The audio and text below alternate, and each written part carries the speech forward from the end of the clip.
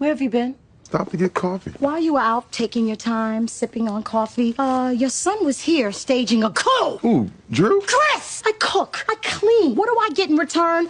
Just a full-scale mutiny led by a child. Rochelle, what did he do? I told Chris to wash the dishes, and he told me no. And what do?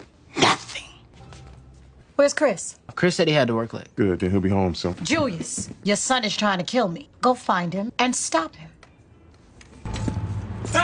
We need to talk. Drew and Tanya was sitting down watching TV, and I'm the only one Mom said to go clean up. You need to apologize to your mother.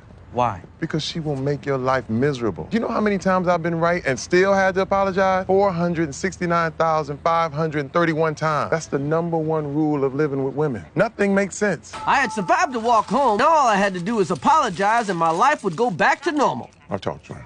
Good. Chris, clean up the table and do the dishes.